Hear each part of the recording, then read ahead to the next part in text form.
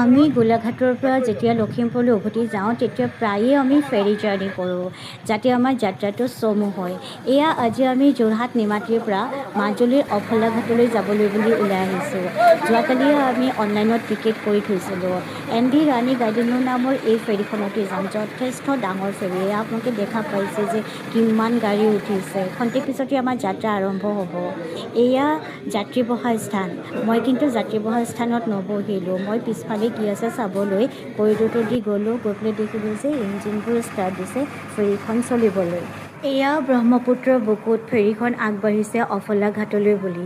আমি তলতে অলপ ঘূৰা পকা কৰি তাৰপিছত আমি ওপৰলৈ যোৱাৰ কথা ভাবিলোঁ যে ওপৰত আৰু বেছি ভাল লাগিব আৰু আমাৰ জাৰ্ণিটো আমি আৰু অলপ বেছিকৈ উপভোগ কৰিব পাৰিম। সেয়েহে আমি খটখটিয়েদি ওপৰলৈ গ'লোঁ।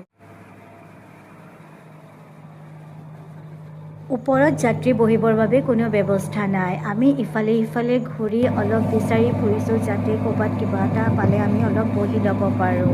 কিন্তু কোনো ধৰণৰ তেনেকুৱা ব্যৱস্থা নাই।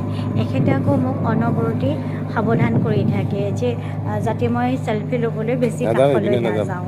সেয়েহে এখেতে মোৰ পিছে পিছে ঘূৰি ফুৰে।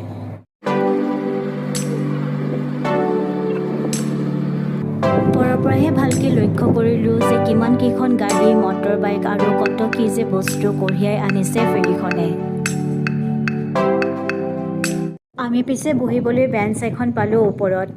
বিশেষ ওপৰত যাত্ৰী নাথাকে, 2-এজন মানুহ থাকে আৰু এখেতে অলৰেডি 2 কাপ চাহ লৈ থৈছিল, ফিকা চাহ, আৰু আমি তাৰে সোৱাদ ল'বলৈ আহি দুয়ো এই বেঞ্চখনতে বহিলোঁ আৰু তাতে বহি ইমান ভাল লাগিল, ইমান বতাহ আৰু তাৰোপৰি চাৰিওকাষৰ মনোমোহা দৃশ্য খুবেই আমি উপভোগ কৰি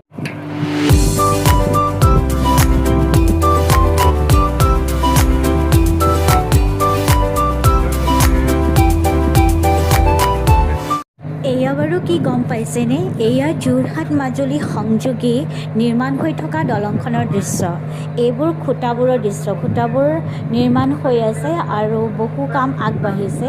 আমি ফেৰীখনত লগ পোৱা ব্যক্তিসকলৰ পৰা গম পাইছিলোঁ যে এই দলংখনৰ কাম বহুদূৰ এতিয়া আগবাঢ়িছে। আমাৰ ফেৰীখনে এই খুঁটাবোৰৰ মাজেদিয়েই নিজৰ গন্তব্য স্থানৰ ফালে আগবাঢ়িছে।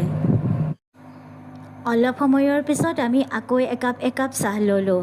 যিহেতু জাৰ্ণি কৰি থাকিলে চাহ একাপৰ খুবেই প্ৰয়োজন হয়।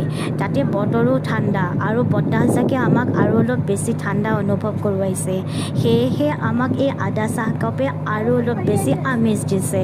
আৰু ইফালে আমি ঘূৰি সেই অপজিট ছাইডৰ পৰা আহি থকা ফেৰীবোৰ লক্ষ্য কৰি আছোঁ। ইমান ভাল লাগিছে ফেৰীবোৰ চাই। সেই ফেৰীবোৰে আমাক ক্ৰছ কৰি নিমাতীৰ ফালে আগবাঢ়িছে। আমাৰ পাৰ হৈ যাব বুলি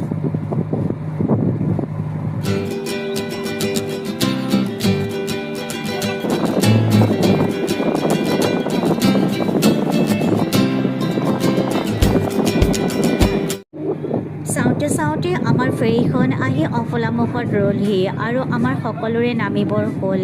লগতে মই ভিডিঅ'টিৰো সামৰণি মাৰিছোঁ।